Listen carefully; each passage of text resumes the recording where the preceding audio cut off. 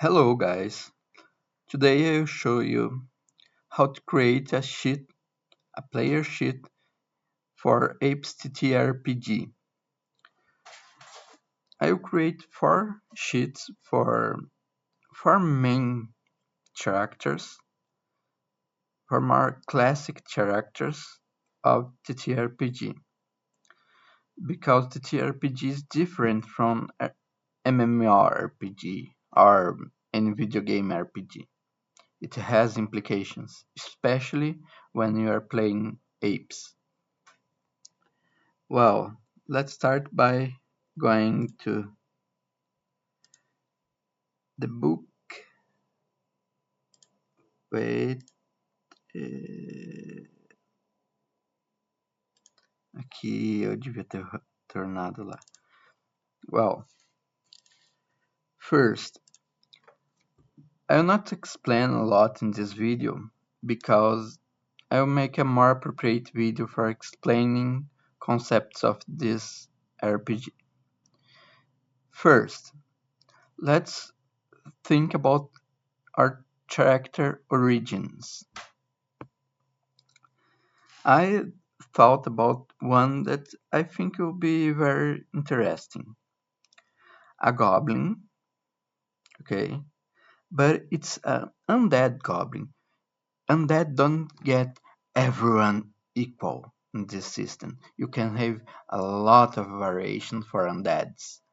So I'll pick the feature undead and copy it to my sheet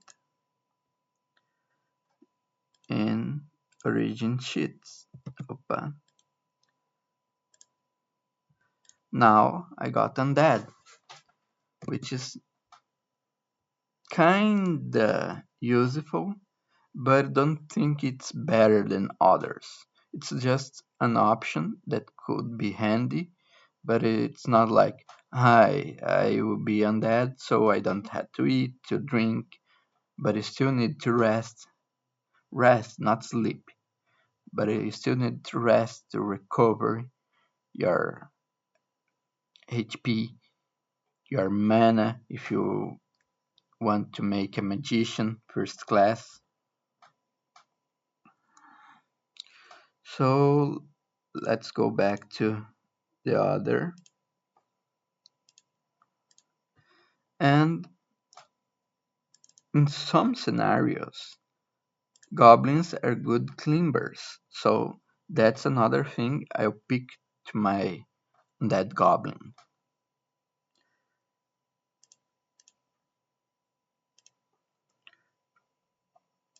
Let's make it here. Climber. He's a good climber too. Could not look that useful, but if your campaign cares about um, ambience, with environment, with many um, many obstacles and other stuff like that, climber could be handy. Sometimes you need to roll for climbing, and you don't need with climber. You just move. You can move normally with climber.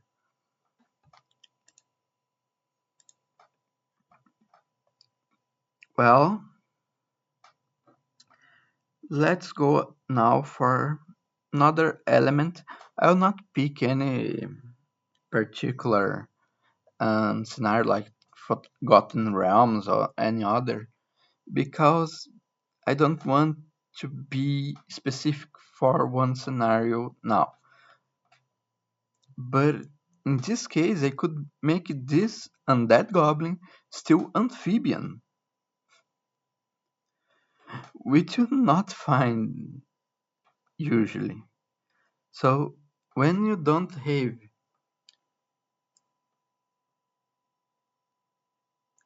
feats, and I preconceived ideas right in the beginning, you can make anything for real.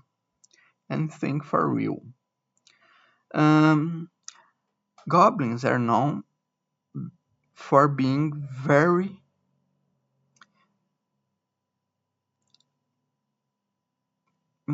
it's not persistent. I mean, because they can make a lot of effort. They are not okay. In some cases, they can be lazy, but they usually give their best. So let's pick maximum effort for the third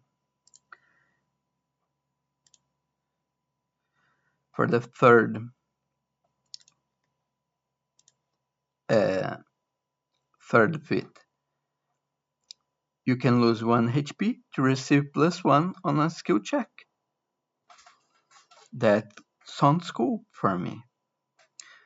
Undead and Climber, it's self-explanatory, so I didn't read what they do because it's self-explanatory.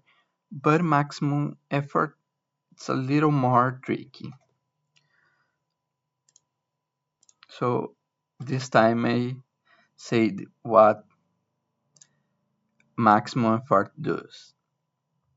This is a very simple sheet, so you can have a sheet which is more elaborate than this, but the idea of the system is to be simple and straight.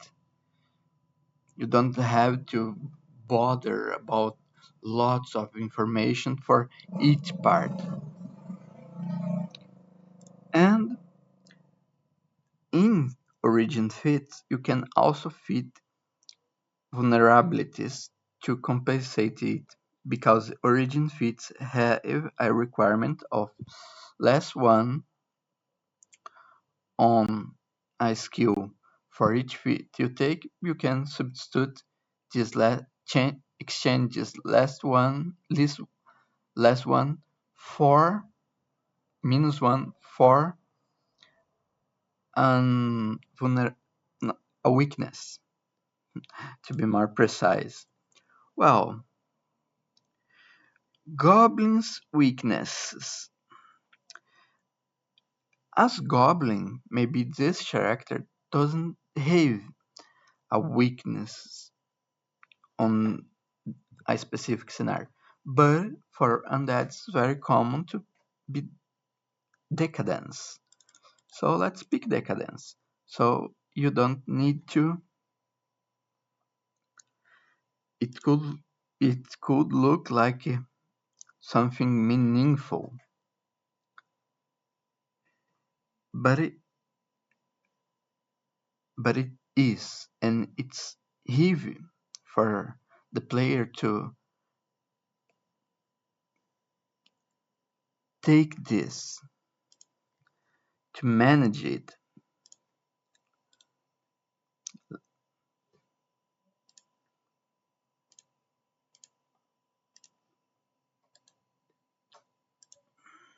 Oh, oops. Here. Now, let's make it a little better. Well, let's select our skills now.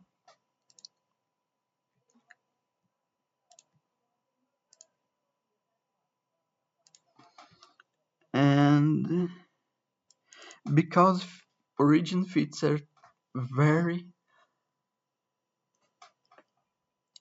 uh, coupled with skills, because the -1 you get. So in 4th edition, you get 6 skills with +1, 3 skills with +2, and 1 skill +3, and 2 skills -1. -1 skills can be changed by the skill point you get when you level up. So this is important. There's a feat that can change it, but you only can change it with feats or some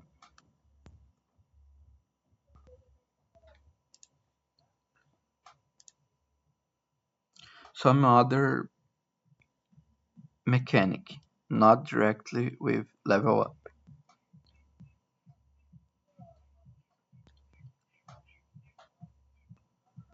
Mm,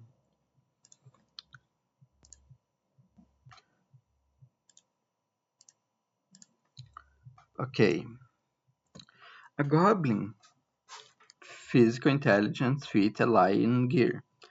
The only we can change here is physical and intellectual with these bonuses. You get this for physical or intellectual. So goblin usually is tied to idea of acrobatics. So let's put N here. Maybe athletics too. But you don't need to be that much locked in the race, you know? You can go a little beyond that.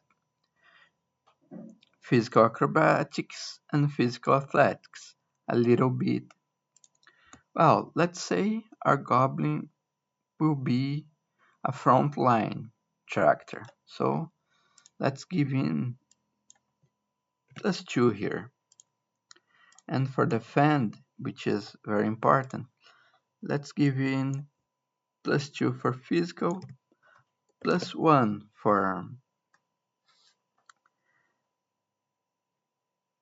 for intellectual. And ranged, let's give him 3 for ranged. He can also place on the back line. If the the threat is too dangerous, he can go to the black line, which is good. Why ranged better than melee? Because ranged takes more penalty than melee. So more ranged is better for this character, even if you want to play it on the front line. It's not that tanky. If this goblin were more tanky, let's give the name Gork the Undead Goblin. Okay, the +3 gone. There's 1 +2 remaining and 3 +1 remaining. Goblins have a good perception. Let's give it 1 for physical. Stealth is also a key factor for goblins. Usually we think about goblins having good stealth. So let's give +1 on physical. And now 1, 2, 3, 4 gone. Sabotage. Goblins are very associated with the idea of they can deal with traps, so sabotage is a good idea. In some scenarios, goblins are smart. Sometimes they can have smart goblins and dumb goblins in the same scenario. So a study is a trick question. But it's very common to associate goblins with nature too. So it gets +2 on nature, physical nature. Maybe the knowledge about nature will be more interesting for this goblin. He can look for paths in the nature, which is okay. Well, and if you are thinking in a city, some place more more sophisticated, more complex, you how to be oriented in place like that. You can use diplomacy, deception, perception. because it has more information than nature has at first look. So nature is a bit more complicated. And here you have a character that can place both front and back line, can help you to guide the party, can run, dodge, and make lots of stuff that are useful for himself and for the party. So now has the penalties. Goblins in many scenarios are not that are not seen as good for living together. They can be arrogant and tricky. So let's give the penalty it has naturally from skills to diplomacy. And maybe for this goblin, if he is truly focused on being a combatant and um,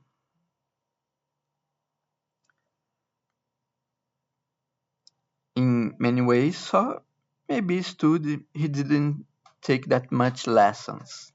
So let's make him less less skilled for studying. We got it done for the skills. This minus one and this minus one could be minus two minus two. If you really want a nasty goblin, that's the way. But I think being a little more diversified on it would be more fun. Now let's go for, well, it's not that uncommon for adventure start poor 0 points, and poor tier, wealth tier. And because this goblin is a frontliner, 3 pieces of armor leather. 3 pieces of armor leather looks like the minimum for a character like this. You get +2 for your gear, and your bonuses will be used according to your action. Will be defined by your action. If you are defending physically, your gear will bring you bonuses. Right now, you can use it for an intellectual too, because some people say, I am wearing an armor. This brings me confidence. Okay. For now, in apes, this works. So these three bonuses, fit, ally, and gear, goes for any role, but physical and intellectual goes just for the role that's physical or intellectual. The main, the most important key factor is if it's physical or intellectual. So if I defending with my shield against an attack, I use physical. If someone's trying to uh, uh, make me dumb, bring me some um, trying to scare me. So, try to scare me. I will use intellectual because it's affecting my mind, not my body directly. So in all these skills, have some reference in the rulebook for which case you use physical or intellectual. This is not the objective of this video. This video is showing how to build a sheet, how to create your sheet. Well, this goblin right now will be hard to have. It can have one lens as lens, the type for single hand. It can be used as ranged or as as melee combat, for melee and ranged combat, because it started poor. Late, you can use a bow, crossbow, or any other ranged weapon as the character gets more resources. So lance is a good start, and one light shield. So it's a light shield allows you to defend once per turn without spending um, one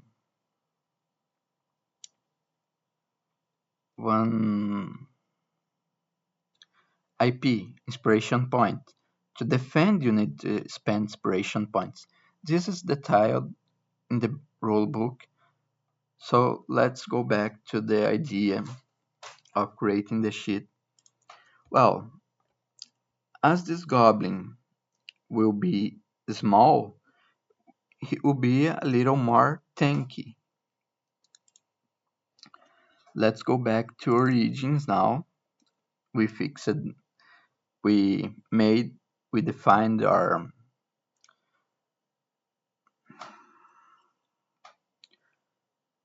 skills. Now we can go back to look for age. Oh, the most usual is to be adult. It's the most simple, and for distractor makes more sense.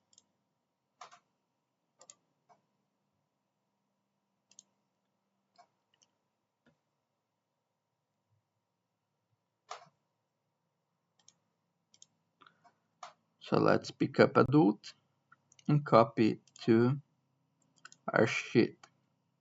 Adult doesn't have an impact right away, so it's doesn't, you can set it just on the notes.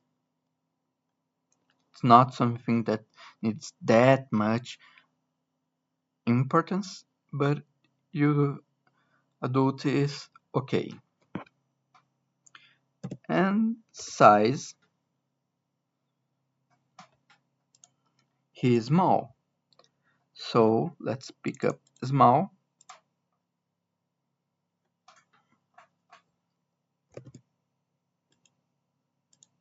I know there's the short definition, but short is just about how tall you are. It's not about the space you occupy as a whole.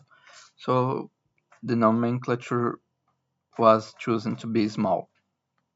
He's small,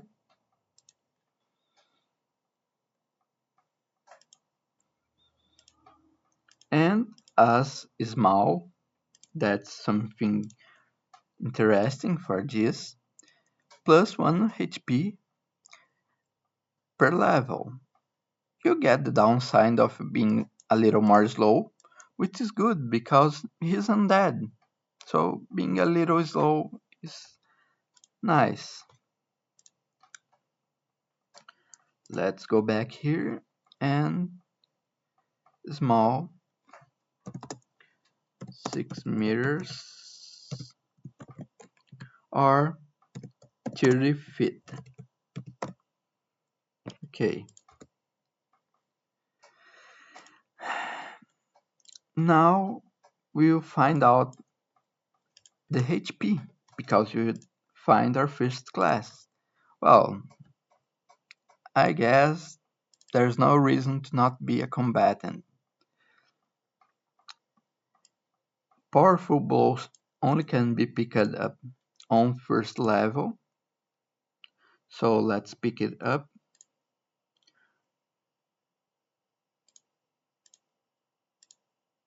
And paste it on our sheet.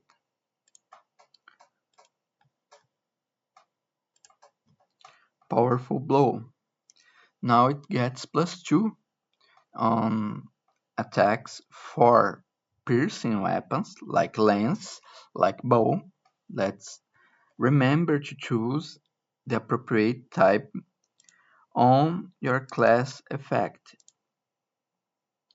That's very important. Each class has a starting effect when you pick up this class for first level, and this will be very important in case you didn't read the rulebook beforehand. Choose a damage type or grip for your feats in this class. Feats in this class only work for the chosen damage type or grip. See more about this in equipment. Gear should be gear. This effect also applies if it is not your starting class. Combatant feats have a limitation like this. You only can pick up these feats for a specific type or of damage or for um,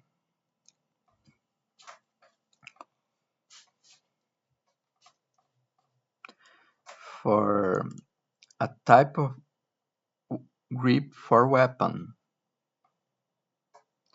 So if you use two-hand, if you decide no, I will pick for two-handed, okay, great, but you only can use these feats for two-handed weapons.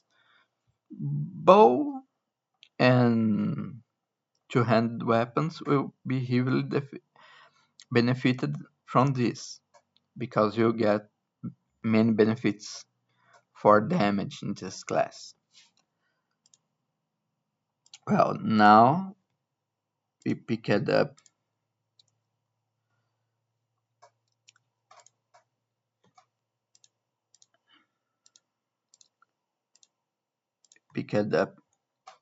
we know 12 is our starting HP.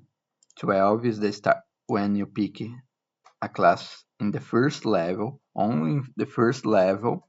It's not like first level combatant.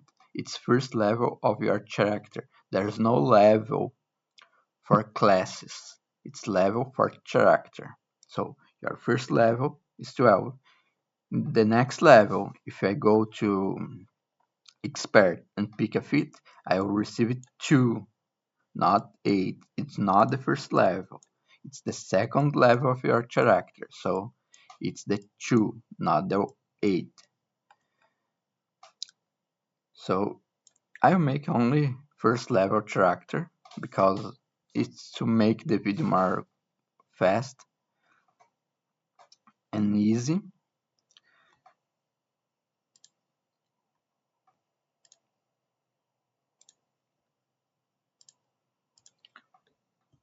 12, but and small, so I have 13 out 13. And done. There's only one thing remaining. Well, just to explain, this defense is for other benefits you get from armors when you have many pieces from good armors. So it's not affected here. You don't change it on creation. You start with 0 inspiration points. Condition, something that only happens in the middle of the game. Extra feats, something for more advanced levels. It's you can pick lately extra feats that is just a single feat, or you can go for a prestige class, but it's not the scope of this video explaining prestige classes, which is something that relies too much on this specific scenario you play. So in a scenario you can have some prestige classes and in the other you maybe not. Well, and it's done. This it is done. Thank you for watching. Till next time when I will build the next sheet.